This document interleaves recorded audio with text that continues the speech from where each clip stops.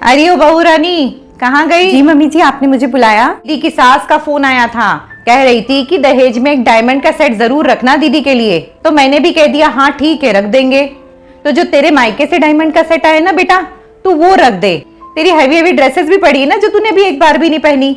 जी mummy जी ठीक है। अगर आप बुरा ना माने तो मैं आपको एक बात कहूँ, मुझे अपने गहने और कपड़े देने में कोई एतराज नहीं है। वो मैंने पहने या दीदी ने पहने, दीदी मेरी छोटी बहन की तरह ही है। आप अगर अपनी हैसियत से बढ़कर उन्हें दहेज दोगे मम्मी जी, तो उन्हें यही लगेगा कि पास बहुत पैसा है। अरे ऐसा कुछ भी नहीं है, तू ही फालतू का उल्टा सीधा सोच रही है। क्या मालूम, बहुत अच्छे लोग हैं, खानदानी लोग हैं वो। भाभी आप तो रहने ही दो कि मेरे ससुराल वाले आपके मायके वालों से भी पैसे वाले हैं ना, इसलिए आपको जलन हो रही है। ऐसी कोई बात नहीं है, आप मुझे गलत समझ रही हैं। मैं क्यों जेलस करूंगी आपसे? मेरे मन में सिर्फ ये बात आई थी, तो मैंने तो आपको अपना समझ के बात कही। भाभी अगर ये बात नहीं है तो लाइए, दीजिए मुझे आपका डायमंड का सेट। ज्ञान मत बांट, तुझे जितना कहा है ना तू उतना कर, जा और लेकर आ। मेरा ऐसा मतलब नहीं था, मैं अभी ले आती हूँ। ये लीजिए मेरा डायमंड का सेट और कपड़े। इस सेट को देखकर तो मेरे ससुराल वालों की आंखें फटी की फटी रह जाएंगी। माँ सच में बहुत सुंदर सेट है। मम्मी जी मैं उनके लिए गलत क्यों सोचूंगी, ऐसा कुछ भी नहीं है। प्लीज आप एक बार और विचार करिएगा मेरी बात पर। तू जा, फालतू की बहसबाजी मत कर, जा। शादी के कुछ दिनों बाद ही माँ ये मुझसे बहुत लड़ाई कर रहे हैं कि अपनी शादी पर तेरी माँ ने तो तुझे डायमंड का सेट दिया था ना, मुझे क्या दिया। तो ये अब बोल रहे हैं कि मुझे सोने की चेन बनवा कर दो। बेटा जवाई साहब ने सोने की चेन की मांग करी है। हाँ मम्मी जी, जीजा जी के लिए सोने की चेन की मांग करिए। तो तेरे मायके से जो सोने की चेन आई थी बेटा, वो ला दे। तुझे पता तो है मैं कहाँ से लाऊंगी, मेरी तो इतनी गुंजाइश है नहीं। दीदी भी खुश और जवाई साहब भी खुश। मम्मी जी मैं आपसे बस इतना ही कहना चाहूंगी कि आप एक बार और सोच लीजिए। अभी तो दीदी की शादी को कुछ समय हुआ है। चुपचाप जाके लेकर आ और दीदी को दे। ये लीजिए दीदी, ये आप जीजा जी के लिए ले लीजिए। शादी के 1 साल बाद क्या? अरे वाह, बधाई हो समदन जी आपको भी। जी हम आ जाएंगे। हाँ हाँ समदन जी आप फिक्र मत करिए, हम ले आएंगे सब। रानी सुन जल्दी आ। अरे दीदी के घर बेटी हुई है। मम्मी जी ये तो बहुत खुशी की बात है, मैं मामी बन गई और आप नानी बन गए। हाँ बहू मैं नानी बन गई और तू मामी बन गई। पोती होने की खुशी में ना कपड़े और गहनों की मांग करी है। उन्होंने कहा है कि आपने डायमंड का सेट तो दे दिया था, अब आप अपनी बेटी को डायमंड का ब्रेसलेट भी दे दो। तो बेटा तेरे मायके से जो आया है ना डायमंड का ब्रेसलेट, तो क्यों ना हम वो दे दें। मम्मी जी अगर आप इसी तरह मांगे पूरी करती रहेंगी तो वो दिन पे दिन कुछ ना कुछ फरमाइश करेंगे। तू वो सब बातें रहने दे, तू जा और लेकर आ।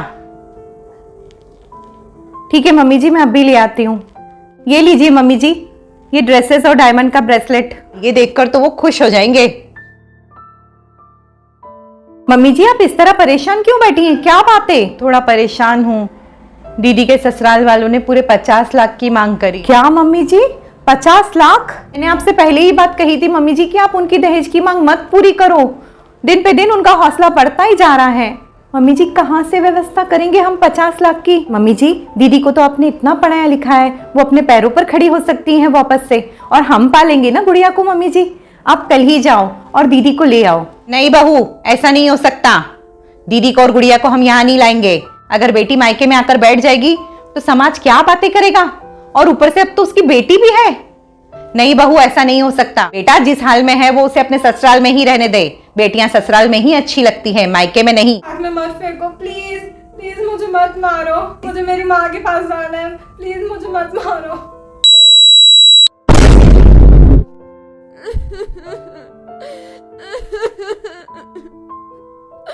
बेटा उन लोगों ने दीदी को और गुड़िया को जला के मार दिया।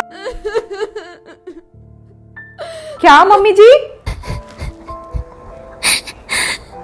बहू मैंने वक्त रहते तेरी बात मान ली होती तो आज मुझे अपनी बेटी को नहीं खोना पड़ता। उस नन्ही सी जान का क्या कसूर था? मम्मी जी आपकी एक लापरवाही से हमने दीदी को खो दिया।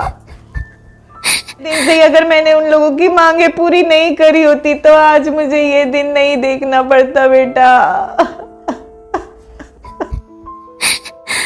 मेरी बात क्यों नहीं सुनी? मैं बहुत पछता रही हूँ बहू, अपने किए पर मैं बहुत पछता रही हूँ। काश मैं तेरी बात पहले ही मान लेती तो आज उनकी इतनी हिम्मत नहीं बढ़ती। तूने मुझे सच कहा था कि दहेज लोभियों का कभी भी दिल नहीं भरता, उनकी नई नई मांगे होती रहती। तो मुझे हमेशा समझाती रही थी, तूने हमेशा मुझे सतर्क करा, लेकिन मैं ही पागल थी जो मैंने तेरी बात नहीं सुनी। जी बहुत गलत हुआ ये तो। इसी जान ने क्या बिगाड़ा था उनका। सब मेरी गलती है, ये सब मेरी गलती है। माफ कर दे बेटा, मुझे माफ कर दे गुड़िया।